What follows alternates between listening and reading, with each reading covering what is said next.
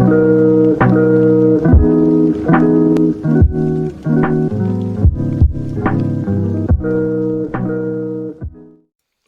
guys, what is going on? RedMaster here, and welcome back to the episode of Cards and Castles Known Combos, where today we are looking at a deck that's kind of just like a normal Awakening deck. However, it is, of course, coming with a twist in the form of Kargrom.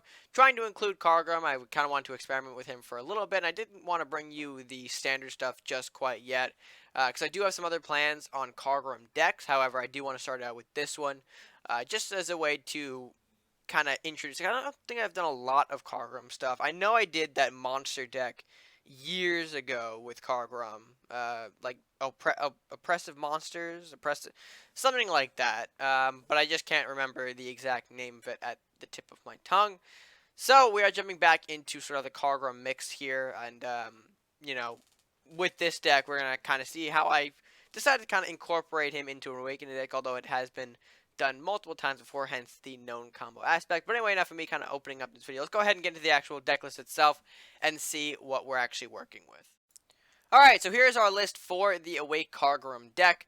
Now, something that you're probably going to very much see here is that this really isn't too much of a different deck as compared to your standard Ninja Warlock Awakening deck. And I will admit, yes, that there's a lot, pretty much, you know, it's a very similar deck, except for the inclusion of sort of the little Kargrom support that you have in here to kind of give it sort of an extra twist, and hence why it's more of a known combo, because this is, of course, something that's been done before. However, I just wanted to kind of give, like I said, my take on it. But going forward, just kind of a disclaimer here for the deck itself. I do want to make a ranked with red on this, to, again, continue to diversify the deck pools like you guys see in those videos. So I have some tweaks in mind that I kind of want to test out more before I kind of implement them into the deck itself. So with that being said, the list that you see here may not be final by the time a ranked with red shows up. However, if there are any changes to the deck, I will probably be going over them before I ranked with red happens with this deck. So like in that same video, you know, cut to, you know, the changes that this deck has gone through, and then get into the actual matches themselves. But for now, this is kind of what I went for as sort of the base to kind of build from. And yeah, so let's kind of dive into it a little bit. So obviously the first part, the Awakening part, again, not too different from what you guys see in the standard Purple-Red Awakening. You've got the Rights, Masudas, Imps, Swords, Saurus, Headwood, and Golem. And even the Meditation, because I know sometimes the standard Purple-Reds like to run that Meditation, but not all of them do. But it is more useful into this deck, and I'll kind of get to why in a minute. But like we mentioned, the Awakening stuff, all too similar to what you guys see in the standard stuff. And on top of that, the support isn't really that different either. Lumberjack, Smith, Rat King, Wizard, Armory, Darkbender, Mordock, Dragon's Fire, Bolt, they all fall into that same category of just being the general support cards, kind of keep this deck from collapsing. Just good cards in general. However, where we get to a little bit more of a different side of things is going to be the Kargrom side. Now, obviously, Kargrom himself is in here, because what would a Awake Kargrom deck be without Kargrom himself? And he is at 2 copies. He isn't at 3. Reason being, this deck is more of an Awakening deck. It's not so much of a Kargrom deck than it's more to support the Awakening. So you got to recognize the Awakening plays more of the major role here. However, Kargrom throws the interesting loop as sort of like a global debuff that, when your opponent kind of faces Kargrom, unless they're running things like the hard removal or the, something along those lines, Kargrom is a pretty big bastard to deal with. And if you keep him well protected enough, he can be just this pain in the ass that doesn't really go away. And so that's what I kind of like about this deck. The fact that you can throw out Kargrom and still have this really big unit that's, powered up. And ideally, you do want that to be Golem, because he does have that deflect, which is a very, very important aspect to him. Again, not being able to be affected by spells is kind of what makes Golem your prime target for all these buffs and whatnot. And again, that's kind of why I'm working out the kinks, because I do want him to 3. Maybe actually what we'll do. But yeah, I'm going to look at that later, because there are elements that you can move around here. But again, the idea is that you have this big awakening unit, whether supported by meditation in another unit like maybe Darkbender or Mordok. Give them meditation with Kargrom already out, and boom, you've got this big unit. And then of course reawakening that with the rights and the Sauruses to kind of keep that power growing. Um, that's kind of the idea. That's just how that works. But Kargrom does require blood price for him to be summoned. Now, for those of you, because I got a comment, I believe, a few videos ago, or maybe like it was my most recent comment. I'm not super sure. However, I do remember the comment itself. It was a user, asking how does Kargrom work and like blood price. And again, a good factor for the timing of this video, I should say. But the way this blood price works, for those of you who are unaware, you do have to sacrifice a unit in the previous turn before you can play Kargrom. So, say if I had like a Saddleheart Rider out on the board and I had Kargrom in my hand, in that turn that Saddleheart Rider is present, I would have to find a way to sacrifice him by my own accord, to bring out Kargrom the next turn. And with that, there's only so many options that you have at your disposal to get that done. Whether it be Talabos, which I have in here. Talabos, a good card to kind of transition into Kargrom. Grotesque Offering, which is also in here for more draw support, and again, that sacrifice aspect. And then you have Sacrifice itself, which is the 1 gold spell card. Sacrifice a unit and deal 4 random damage to a target on the board. And that's kind of your only 3 ways for you to bring out Kargrom. Because you can't really hit a unit, and you can't trade it by battle and have that be a sacrifice. The sacrifice actually has to occur via a card, whether again be Grotesque Offering, Sacrifice, or Talabos. I don't think I'm missing any. If I am, do leave a comment, because I'm pretty sure there's only 3, but I could be wrong. I'm always forgetting a thing here and there. But yeah, those are the only 3 tools that you have at your disposal to bring out Kargrom. So, in this deck specifically, Grotesque for draw support and Talabos as sort of a extra little cheeky unit, I guess, in here, because Talabos is also equipped with lifesteal, so he's not that easy to get around. But yeah, those are kind of your tools to summon Kargrom in here. And again, next to the Golem, who I also kind of want to mess around with, I do want to mess around slightly with bringing out maybe more weight, maybe max out Grotesque Offering with the Talabos to bring out Kargrom. Because again, there's only 5 waves of summoning Kargrom in this deck, and only 2 copies of Kargrom himself, so it's a little tricky there, but I don't think it's going to impact it too much. But with that being said, that is basically the basic rundown of this deck. We are going to jump into a matchup with this, but like I said, this deck is not concrete yet. I just kind of want to present this base of what I have right now, and then kind of maybe work my way as I get closer to a ranked threat, because I do want to do one, whether it be the end of this season or as sort of like a start to our November season, somewhere along the lines. I'm going to rank this deck, and if there are any changes, like I said, I will let you guys know about that. But with that being said, let's go ahead and hop into the matchup here and see how this deck actually works out.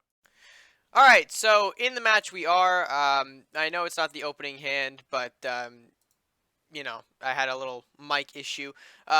We are jumping in. We're going to start off with Masuda for our second turn. We both kind of passed the first turn. Obviously, nothing that we really have I think that can really give us a decent head start. There's an Earth Knight. Alright, so we can probably safely assume that we're going to be dealing with some kind of night deck. I had to look for the word for a hot second there. So yeah, definitely going up against a night deck, it seems. I'm going to go ahead and play a Rat King to hopefully counteract this Earth Knight. Maybe see if I can use the Masuda and 1 rat to trade in with the Earth Knight. And then, of course, see wherever else that takes us in the matchup. It depends on what he does. Worst case scenario, we see a Cleric, but I don't know. Okay, we don't see anything. Alright, so we are going to go ahead and go through with what we did, what we were just talking about. Rat King trains the Earth Knight, and we can actually sack that Rat King for more draw. Of course, we honestly want to use that sacrifice opportunity once we have the Kargrom, but the draw is nice instead. And that's kind of why I'm trying to figure out a way to incorporate 3 offering rather than the 2, because you do have limited sacrifice tools in this deck. You got Talabos and you got your Grotesque Offering, and that's 5 out of the entire deck, which is why Kargrom is also at 2. This plays more of course, like an Awakening deck, like we mentioned, but you know, I would like to incorporate more of Kargrom in here. Is what I'm trying to say. All right, so let's go ahead and put our wizard down here. We'll also do an imp up here to hopefully try and counteract this incoming white knight. Um, Worst case scenario is this guy gets really buffed really fast. Although we do have 2 blue fire bolts, so honestly I don't want to waste both of them, but we'll see what happens. So 1 white knight trades with a top rat up there, it appears. Furnace knight coming out as well. Alright, so a lot of, like we said, knight-based tools, which isn't really too surprising. So here's what we're going to do. We are going to 1 bolt, or at least 1 bolt onto this Furnace Knight over here. Right? Yeah. And then we're probably going to have to use a second one just to clear out this White Knight for the time being. And we still have this Wizard as more of a threat to his board, so I'm not too worried about losing 2 bolts. Although he does have a clear hand advantage over us. How many cards has he got in that hand? 3, 6, 8? 8 cards? Fantastic. Although we do have Lumberjack, so, I mean, we can get another card if we want, but we'll see. There's a Paladin and a Heavenly Shield. Okay, so finally might be some more buffs for these knights that we're seeing. And there's another Grotesque Offering. Okay, fair enough. I think I'll leave it at that.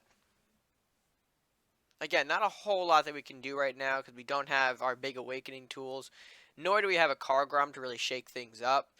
There's another Paladin. We're going to see a second sort of threat in the form. Okay, nope. He will give us the draw, though. Happy about that.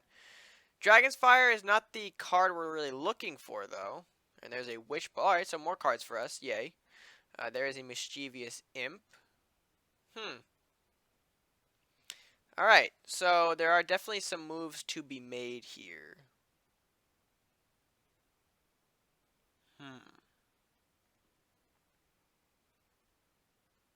So I think... shoot.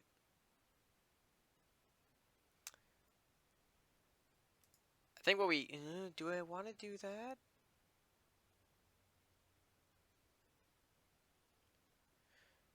I think what we have to do at least is this. His resolve takes effect.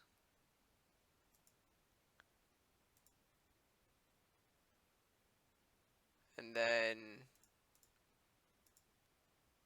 I think the right move is to Rat King up to properly defend our Darkbender.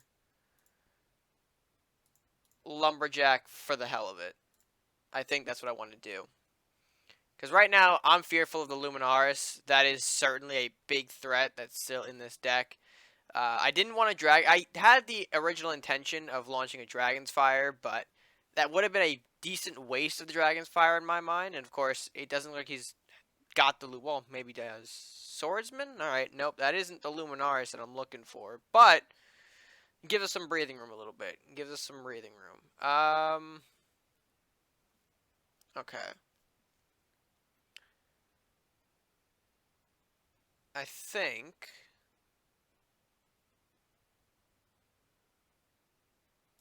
what we can do, can hit him there, right? Right.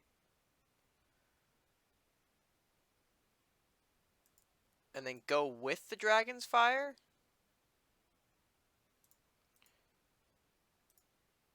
Yeah. We go with the Dragon's Fire, reason being, next turn we set up for Meditation Saurus. Even though we had that right there, I think Meditation Saurus is what we do next. So Knight of Flowers comes out, Stables, okay. Yeah, he wants to go for that Darkbender. However, not going to let him touch him. Yeah, I'm gonna go Meditation, Saurus. He comes up, he does that. This Knight of Flower dies. Darkbender hits that. Trigger the Resolve. Bop him off. Masuda, end the turn. That's the play we make. That is the play. And now we have a big threat in Darkbender. And this is kind of what the deck wants to do. You kind of want to make a little bit of a bigger threat in a certain unit, so that way when Kargrom comes out, that bigger unit isn't really affected. And you can do this with, Golem, Dancing Swords, the Darkbender like we are doing here. Speaking of Golem, there he is. So, yeah, certainly some options in this deck for these big, big threats powered by... well, I guess not really powered by Kargrom, helped by Kargrom a little bit to make it even like a bigger threat. I'm trying to actually draw a Kargrom to see if I can end this game off with one. There's no point in really launching the Darkbender forward yet. We don't have, we can hold him to the end of the game. There's a Swordsman. He's not really getting any movement buffs. Can heal the castle though. Okay. Trying to keep himself in the game a little longer. I can respect that.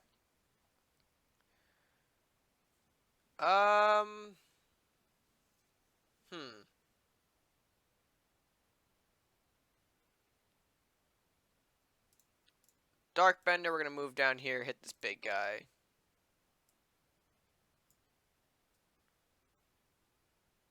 We move.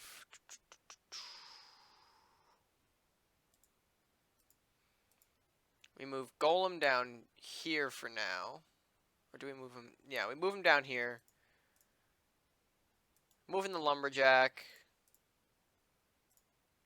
Imp as well. Ends our turn. Next turn is Sudden Death. We're going to position our Darkbender for a big final hit, if you will, and that should end the game. Dragon Knight, alright.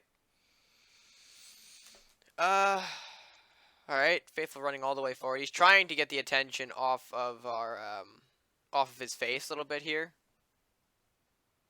It's not going to work out too well. And I still want to... God damn it. I want to draw